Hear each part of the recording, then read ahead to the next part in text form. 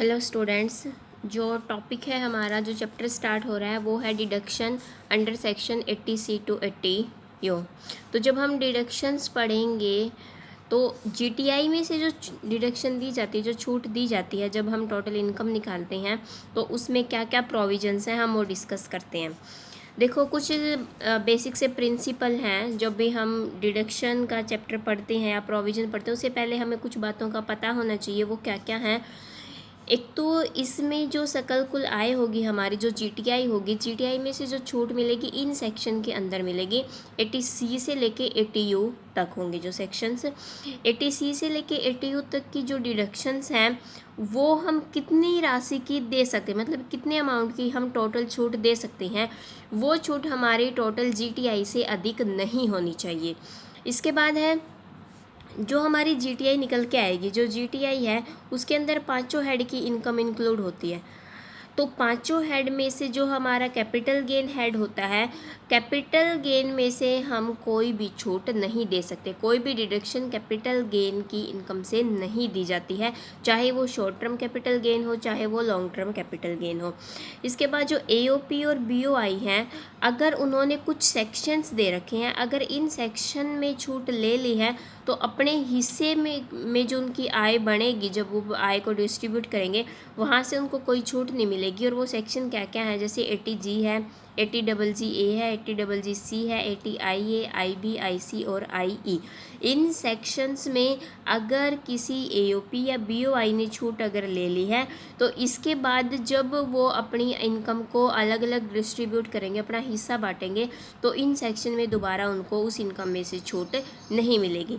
इसके बाद है, यदि सेक्शन 10AA या सेक्शन 80IA से 80RRB इसके अंतर्गत किसी कर निर्धारण वर्ष में उन्होंने कटौती ले ली है, तो इसके बाद उनको कोई अन्य प्रावधान में छूट नहीं मिलेगी।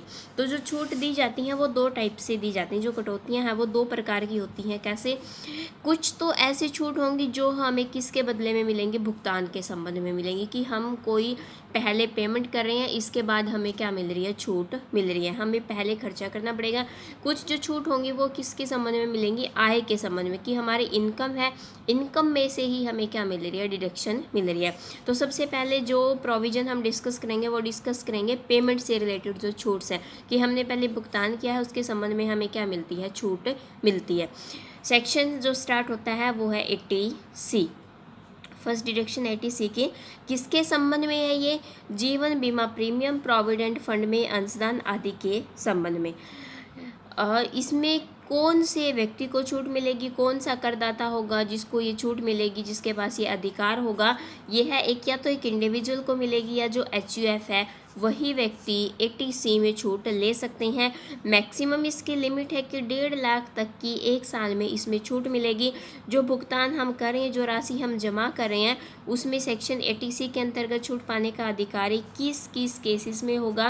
पहले इन्होंने दे रखा है कि एक व्यक्ति के केस में, इसके बाद इन्होंने HUF में, भाई वो कहाँ कहाँ इन्वेस्टमेंट कर सकते हैं, कहाँ का पैसा का भुगतान करेंगे जिसके संबंध में छूट मिलेगी। तो एक व्यक्ति की अगर हम बात करें तो बहुत सारे ऐसे प्रोविजन बना रखे हैं गवर्नमेंट ने कि आप इन्वेस्टमेंट करें और आप क्या लें, 80C में छूट लें, जीटीआई में से छूट मिलेगी, आपकी टैक्स लायबिलिटी क्या बनेगी, कम बनेगी।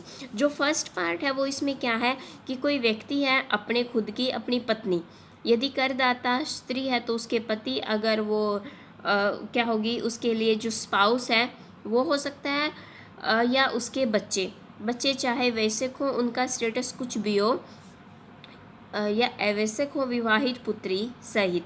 मतलब माइनर है वो माइनर नहीं है, ये चीज़ मैटर नहीं करती। यहाँ पे सिर्फ हमें देखना है कि करदाता खुद, उसका स्पाउस और उसके बच्चे, उनके जीवन पर अगर कोई जीवन पर कराए गए बीमे का प्रीमियम, अगर उनकी जीवन बीमा पॉलिसी ले रखी है और जो प्रीमियम की पेमेंट की जाती है उसके संबंध में 80C में क्या मिलती है, छूट मिलती है।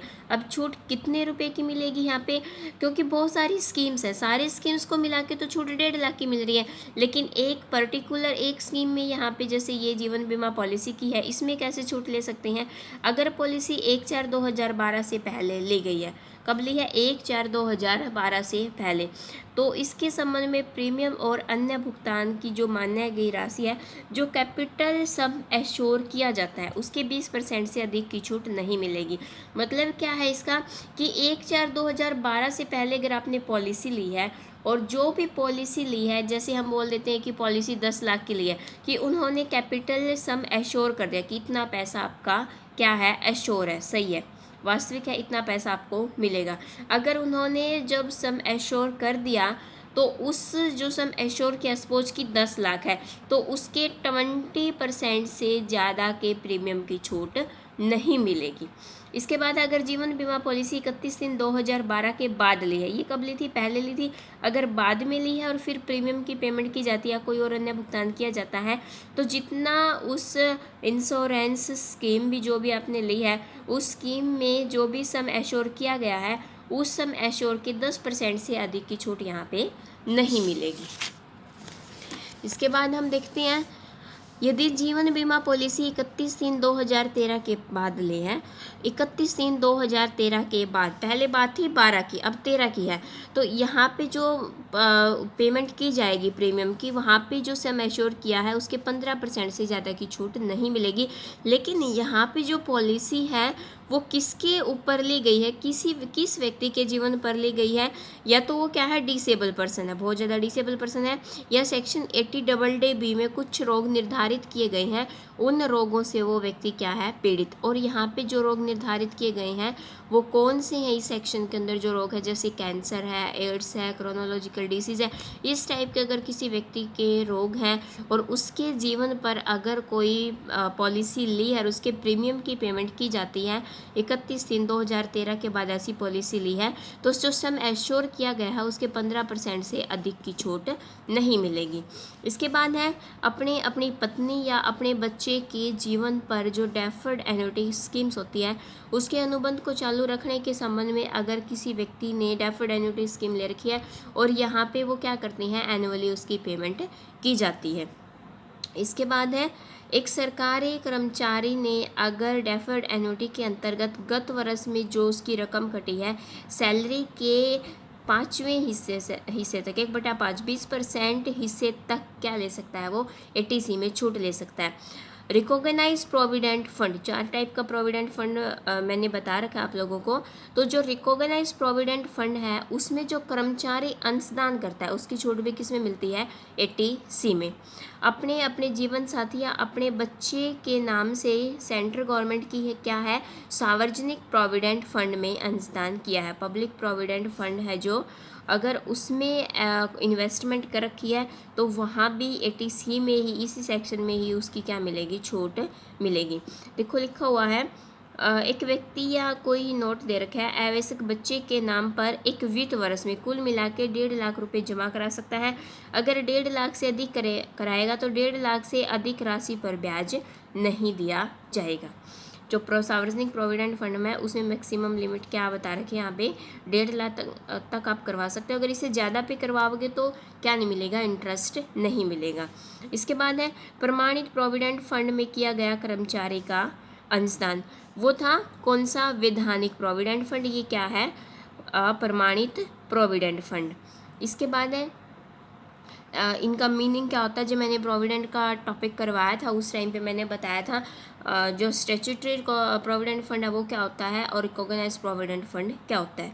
नेक्स्ट है, जो अप्रूव्ड सुपरएनुएशन फंड है, अगर कर्मचारी ने वहाँ पे अंशदान कर रखा हो, सेंट्रल गवर्नमेंट द्वारा अधिसूचित कोई सेंट्रल गवर्नमेंट की कोई ऐसी प्रतिभूति है जहाँ पे इन्वेस्टमेंट कर रखी हो, नेशनल सेविंग सर्टिफिकेट होते हैं, सर्टिफिकेट नंबर 8 है और ये 9 है, इसमें इन्वेस्टमेंट कर रखी हो, यूनिट ट्रस्ट, ये है यूनिट ट्रस्ट ऑफ इंडिया, उसका कोई प्लान है, वहाँ पे कोई कंट्रीब्यूशन कर रखा हो, म्यूचुअल फंड में अगर पैसा लगा रखा है, म्यूचुअल फंड के बारे में जैसे ये अलग अलग बता रखा है कि कौन कौन सी स्कीम में लगा रखा है, वार्षिकी कोई योजना है म्यूचुअल फंड की, जो स्कीम्स हैं इसके अंदर, जैसे सेक्शन ये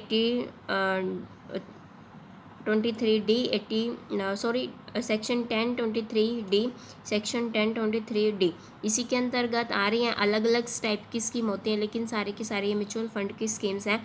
इनमें अगर किसी व्यक्ति ने पैसा लगा रखा है।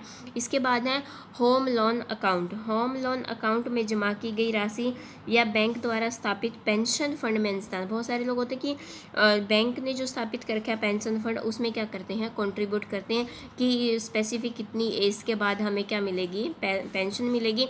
तो जो भी कंट्रीब्यूट आप एट प्रेजेंट करें उसकी छूट टैक्स में ले सकते हैं और छूट मिलेगी 80C में। या फिर इंडिया के अंदर अगर कोई मकान के निर्माण में, क्रय करने में दीर्घकालीन वित्त प्रदान करने वाली, मतलब कि जो लॉन्ग टर्म का जो फाइनेंस प्रोवाइड करवाती है, ऐसी किसी कंपनी की किसी योजना में, किसी स्कीम में क्या लगा रखा है, पैसा लगा रखा है।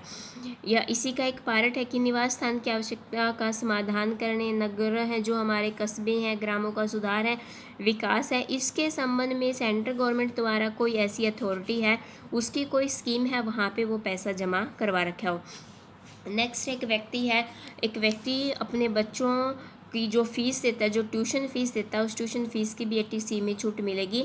इंडिया में कहीं भी, चाहे विश्वविद्यालय में, महाविद्यालय में, विद्यालय में, कोई भी शैक्षिक जो संस्था है, एजुकेशनल इंस्टीट्यूट होना चाहिए, वहाँ पे अगर बच्चे की ट्यूशन फीस आप दे रहे हो तो उसकी छूट मिलती है 80C में। इसके बाद है जो छूट दे रखी है कि फीस प्रवेश के समय या उसके बाद दी जा सकती है, या अधिकतम 2 बच्चों के लिए ही क्या होगी, ये छूट मान्य होगी। नेक्स्ट है रिहायशी मकान खरीदने या बनाने के लिए ऋण का गत वर्ष में भुगतान किया है। तो अगर इस मकान की जो आय होगी, मकान से जो आय होती है वो तो हमेशा किस में जाती है, हाउस प्रॉपर्टी जो हमारा वो है हेड है उसमें जाती है। और लेकिन जो वो मकान खरीदने के लिए या बनाने के लिए अगर गत वर्ष में हमने पहले कोई लोन लिया था और गत वर्ष में इसका भुगतान किया है, तो जितना भी आप भुगतान उस लोन की रीपेमेंट आप करते हो तो उसकी 80C में क्या मिलती है, छूट मिलती है। इससे जो नेक्स्ट है वो क्या है, आधारभूत सुविधा प्रदान करने वाली जो कंपनियां होती हैं। आधारभूत सुविधा में कौन कौन सी चीज़ें आ जाएंगी, जैसे टेलीकम्युनिकेशन की सर्विस है, रेलवे है, कई जो ब्रिज वगैरह हैं, सड़क हैं, लाइट की फैसिलिटी है, तो ये सारी चीज़ें इसके अंदर आती हैं। तो कोई या फिर कोई जैसे इंडस्ट्रियल जो पार्क है या स्पेशल इकोनॉमिक जोन के विकास के लिए कौन सी कंपनी लगी हुई है, कोई सार्वजनिक क्षेत्र पब्लिक सेक्टर की कोई कंपनी अगर लगी हुई है और उसने अपने जो शेयर्स या डिबेंचर इशू किए हैं और किसी व्यक्ति ने वहाँ पे क्या किया है, इन्वेस्टमेंट की है, तो इस इन्वेस्टमेंट के संबंध में क्या मिलेगी, उसको छूट मिलेगी। इसके बाद है म्यूचुअल फंड की यूनिट्स जो बोर्ड द्वारा अनुमोदित हो, अप्रूव होनी चाहिए बोर्ड द्वारा, वहाँ पे इन्वेस्टमेंट कर रखी होगी। राष्ट्रीय बचत पत्र में जो इन्वेस्टमेंट कर रखी है वहाँ से गत वर्ष में जितना ब्याज मिला है उसकी छूट मिलेगी। सेंट्रल गवर्नमेंट की अधिसूचित कोई स्कीम के अनुसार किसी शेड्यूल्ड बैंक में 5 वर्ष या इससे अधिक की नियत अवधि, मतलब कि FD करवा रखी है, और FD का के संबंध में जो आपको जमा की गई जितनी भी राशि है उसमें क्या मिलेगी, छूट मिलेगी। इसके बाद सेंट्रल गवर्नमेंट द्वारा अधिसूचित ऐसे बॉन्ड में पैसा लगा रखा है, और वो बॉन्ड किसके हैं, नाबार्ड के, national bank for agriculture and rural development, जो इन्वेस्टमेंट करके भुगतान किया हुआ उसके संबंध में छूट मिलेगी। डाकखाने में 5 वर्षीय सावधि खाते में जमा की गई राशि, ये डाकखाने की स्कीम्स है, 5 साल की स्कीम्स है, ऐसे किसी खाते में आपने पैसा जमा करके छूट मिलेगी। वरिष्ठ नागरिक बचत स्कीम है, इस बचत स्कीम के अधीन पैसा जमा कर रखा है। सुकन्या समृद्धि योजना में अगर आपने क्या लगा रखा है, पैसा लगा रखा है। इसके बाद है सेंट्रल गवर्नमेंट के कर्मचारी हैं 80CC में वर्णित कोई पेंशन योजना के अंतर्गत टायर 2 खाते में कम से कम 3 वर्ष के लिए राशि जमा की गई होगी। टायर 2 टायर 1 दो टाइप के हैं, सेक्शन किस में आते हैं, ये 80CC में, वैसे ये सेक्शन आगे भी डिटेल में आएगा। सेंट्रल गवर्नमेंट की ये पेंशन स्कीम में अगर पैसा लगा रखा है तो कर्मचारी अपने वेतन से 10% से अधिक राशि पेंशन योजना में जमा करवाता है। 10% से अधिक राशि को एक अलग खाते में जमा किया जाता है तो इसे टायर 2 खाता कहेंगे। 10% तक अगर वो जमा कर 10% से ज़्यादा करवा रहा है तो इससे अधिक जितना भी ज़्यादा वो पैसा जमा करवा रहा है उसको टायर 2 बोलते हैं। और इस पेंशन स्कीम में जो इन्वेस्टमेंट की जाती है उसकी भी क्या मिलती है, छूट मिलती है। तो ये जो सारे प्रोविज़न थे ये किसके संबंध में थे, ये थे 80C में। यहाँ पे आप लोग इन्वेस्ट कर सकते हो और ऐसी इन्वेस्टमेंट से, ऐसी पेमेंट करने से, भुगतान करने से GTI में से छूट एक व्यक्ति ले सकता है और उसकी किसी न किसी योजना में वो क्या करेगा, इन्वेस्टमेंट करेगा, बचत होगी, फ्यूचर में वो पैसा काम आएगा और एट प्रेजेंट क्या मिलेगी, उसको छूट मिलेगी। तो ऐसे ही कुछ पॉइंट्स हैं, जैसे इसमें 27 पॉइंट्स थे। जो HUF को छूट मिलती है वो कम, उसके लिए जो प्रोविजंस हैं वो क्या है, स्कीम्स हैं, वो कम है कि इन्वेस्टमेंट की जो एरिया बचता है, जो उसका स्कोप है, वो एक इंडिविजुअल के बजाय क्या है, कम है। तो इन्हीं पॉइंट्स में से ये पॉइंट्स कुछ हैं और कुछ नहीं हैं जो यहाँ पे मैंने डिफ़ाइन कराए हैं। उनमें से कुछ पॉइंट छोड़ के बाकी सारे पॉइंट सेम हैं, जिसमें HUF को भी क्या मिलती है, 80C में वो क्या ले सकता है, छूट ले सकता है।